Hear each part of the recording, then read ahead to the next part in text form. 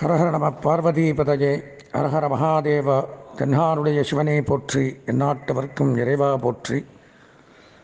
வேண்டத்தக்கது அறிவோயினி வேண்டும் முழுதும் தருவோயினி வேண்டும் அஜன் மாலுக்கு அறியோயினி வேண்டி என்னை பணி கொண்டாய் வேண்டும் பரிசு ஒன்று உண்டனில் அதுவும் உண்டன் விருப்பன்றே. தத்புருஷாய வித்மகே மகாதேவாய தீமகே தன்னோ ருத்ர பிரச்சோதயாத். எல்லாமல்ல பார்வதி பரமேஸ்வரனுடைய பெருங்கருணையினாலே அன்பார்ந்த சிநேயர்களுக்கு உங்களுடைய ஜோதிட ஆச்சாரியர் ஜோதிட குரு சிவஸ்ரீ டி சரவணமாணிக்க சிவாச்சாரியர் முதல்வர் காஞ்சி காமகோடி பீடம் வேத சிவ ஆகம பாடசாலை சங்கரமடம் காஞ்சிபுரம். அலைபேசி 9860598370 9865098370. அடியனுடைய பணிவான வணக்கங்கள் மற்றும் ஆசீர்வாதங்கள். நாம் காண இருக்கக்கூடிய இந்த பதிவு அப்படின்னு பார்த்தோம்னா வார ராசி பலன்கள் அப்படிங்கிற தலைப்பில் மங்களகரமான 21/11/2022 திங்கட்கிழமை முதல் 27/11/2022 ஞாயிற்றுக்கிழமை வரை இருக்கக்கூடிய இந்த வார தினங்களில் மேஷம் ரிஷபம் மிதுனம் கடகம் சிம்மம் கன்னி துலாம் விருச்சிகம் தனுசு மகரம் கும்பம் மீனம் ஆகிய ராசிக்காரர்களுக்கு உண்டான அசுப பலன்கள், சந்திராஷ்டம தினங்கள், வணங்க வேண்டிய தெய்வங்கள், அதிர்ஷ்ட எண்கள், அதிர்ஷ்ட வண்ணங்கள், அதிர்ஷ்ட திசைகள் மற்றும் இந்த வாரத்தில் வரக்கூடிய விசேஷ தினங்கள் இதெல்லாம் பற்றி இந்த பதிவின் மூலமாக நம்ம பார்க்குறோம். அப்படி பார்க்கும் பொழுது இந்த வார விசேஷ தினங்கள் அப்படின்னு பார்த்தோம்னா 21/11/2022 திங்கட்கிழமை பிரதோஷம் சம்பவிக்கிறது. அதனால் சிவபெருமானை குறித்து வழிபாடு செய்ய வேண்டிய ஒரு முக்கியமான விரத தினம் அது. சிவனுக்கு உகந்த தினம் பிரதோஷம். இந்த திங்கட்கிழமை சோமவாரத்திலே வரதுனால மிகவும் சிறப்பு வாய்ந்தது. மாலை 4:30 மணிக்கு மேல் 6 மணிக்குள்ளாக சிவாலயங்களுக்கு சென்று அபிஷேக பொருட்கள், புஷ்பங்கள், நிவேதன பொருட்கள் இதெல்லாம் கொடுத்து சிவனை பில்வேலைகளால் அர்ச்சனைகள் செய்து வழிபட்டு வந்தால் எதிர்பார்த்த காரியம் நடைபெறும். 23/11/2022 புதன்கிழமை அமாவாசை. அன்றைய தினம் பித்திருக்கள் முன்னோர்களை நினைத்து வழிபட்டு காலையில் சாப்பிடாமல் தர்ப்பணங்கள்லாம் கொடுத்து பிண்டங்கள்லாம் வச்சுட்டு மத்தியானம் காகத்திற்கு அன்னமிட்டு பிறகு நாம் ஆகாரம் உட்கொள்வது மிகவும் நல்லது. அதே போல் அன்றைய தினத்தில் இந்த உபாசனை தெய்வங்கள், மந்திரதந்திர உச்சாடனங்கள், இந்த மாந்திரீகம், செய்வனை, ஏவல் இந்த மாதிரிலாம் இருந்தால் நிவர்த்தியாகும். அதற்குண்டான காளி, பத்ரகாளி, முனீஸ்வரர், கருப்பராஜன், கன்னிமார், காவல் தெய்வங்கள் இவங்களையெல்லாம் வழிபடக்கூடிய ஒரு தெய்வ தினமாக அன்றைய தினம் விளங்குகின்றது. 24/11/2022 வியாழக்கிழமை வாஸ்து நாள். அதாவது காலை 10:54 ஆரம்பித்து 11:30 இந்த வாஸ்து பகவான் நெத்தரை விட்டு எழுதல், புதிய கிரக ஆரம்பம், கட்டிடப் பணிகள்லாம் துவங்கக்கூடிய ஒரு நல்ல தினமாக அன்றைய தினம் விளங்குது. இந்த வார சந்திராஷ்டமம் அப்படின்னு பார்த்தோம்னா மீனம், மேஷம், ரிஷபம், பூரட்டாதி, உத்திரட்டாதி, ரேவதி, அஸ்வதி, பரணி, கிருத்திகை, ரோகிணி, மிருகசீரிஷம் ஆகிய நட்சத்திரத்தில் பிறந்தவர்களுக்கு இந்த வார சந்திராஷ்டமம் அப்படிங்கிறது சம்பவிக்கிறது. நம்ம பார்க்குறது அப்படிங்கிறது இது ஒரு கோச்சார ரீதியான பொதுவான பலாபலன்கள் தான், பொதுப்படையான பலன்கள். அதுபோக அவரவர்களுடைய சொந்த ஜாதகத்தில் இருக்கக்கூடிய பலாபலன்கள் மாறுபடும், வேறுபடும். இப்படி சொந்த ஜாதகம் பார்த்து பலன்களை தெரிந்து கொள்ளக்கூடிய அன்பர்கள் என்னுடைய தொலைபேசி எண்ணான 98609837 9865098370 இந்த எண்ணிற்கு தாராளமாக தொடர்பு கொண்டு சொந்த ஜாதகத்தை பார்த்து பலன்களை தெரிந்து கொள்ளலாம். தொடர்ந்து நாம் 12 ராசிகளுக்கு உண்டான பலாபலன்களை காண்போம். அன்பார்ந்த மிருகசீரிஷம், திருவாதிரை, புனர்பூசம் ஆகிய நட்சத்திரத்தில் பிறந்த மிதுன ராசி நேயர்களுக்கு வார ராசி பலன்கள் அப்படிங்கிற தலைப்பில் 21/11/2022 முதல் 27/11/2022 வரைக்கும் இருக்கக்கூடிய தினங்களில் நடக்கக்கூடிய நன்மை தீமைகளை பற்றி பார்க்குறோம்.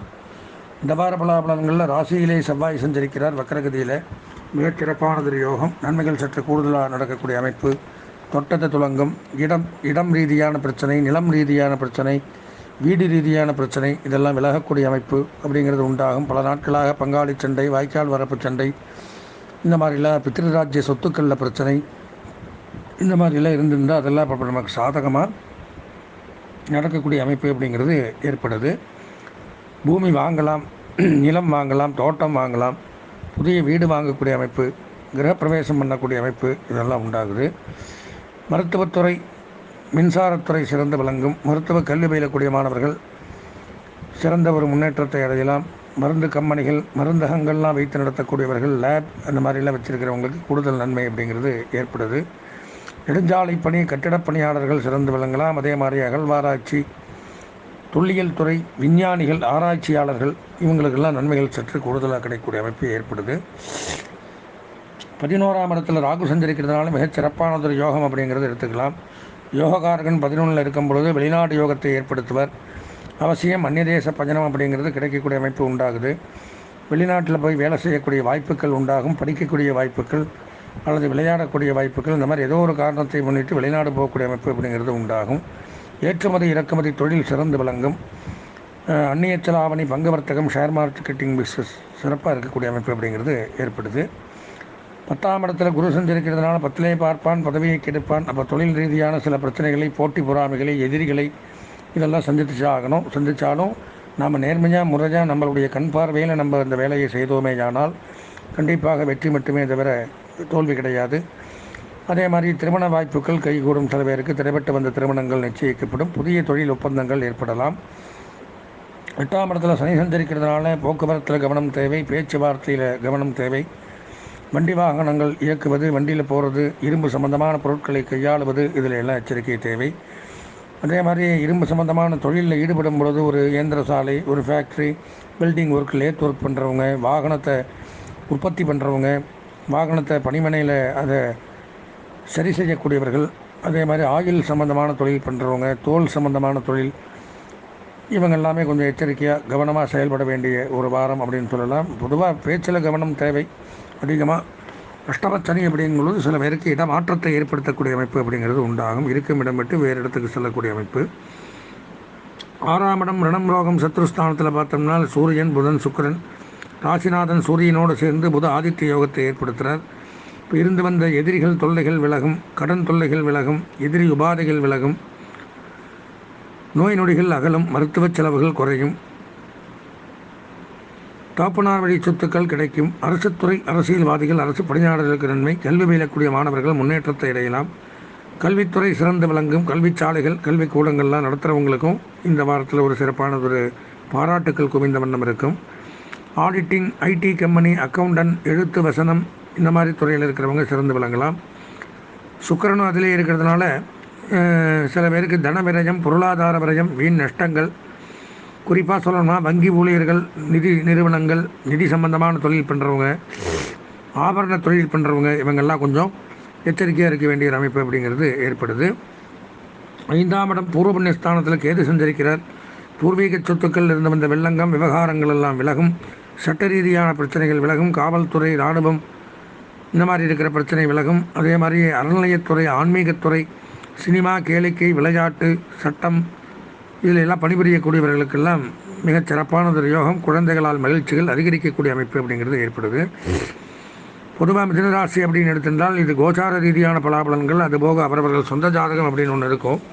அந்த சொந்த ஜாதகத்தில் 100க்கு 100% துல்லியமான முழு பலாபலன்களையும் நம்ம அடையக்கூடிய அமைப்பு அப்படிங்கிறது உண்டாகும். அப்படி சொந்த ஜாதகம் பார்க்க விருப்பமுடைய அன்பர்கள் என்னுடைய தொலைபேசி எண்ணான 9865098370 இந்த எண்ணிற்கு தொடர்பு கொண்டு தாராளமாக சொந்த ஜாதகம் பார்த்து பலன்களை தெரிந்து கொள்ளலாம்.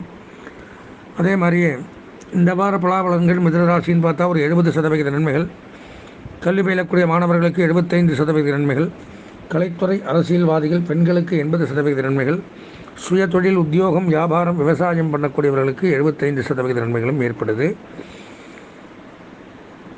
இந்த வாரம் அதிர்ஷ்டமான வண்ணம் நீலம், அனுகூலமான திசை மேற்கு, அதிர்ஷ்டமான எண் 5, வணங்க வேண்டிய தெய்வம் மகா கணபதி, விநாயகப் பெருமானை வணங்கி இந்த வாரத்தை இனிமையான வாரமாக மாற்றிக்கொள்ள ஆசீர்வதித்து விடைபெறுகின்றேன். நன்றி, வணக்கம். ஸ்ரீ குபேரன் டிவியை பார்த்தமைக்கு நன்றிகள். மேலும் இது போன்ற தகவல்களை தெரிந்து கொள்ள ஸ்ரீ குபேரன் டிவியை சப்ஸ்கிரைப் செய்யுங்கள். மறக்காமல் பெல் ஐக்கானை கிளிக் செய்யுங்கள்.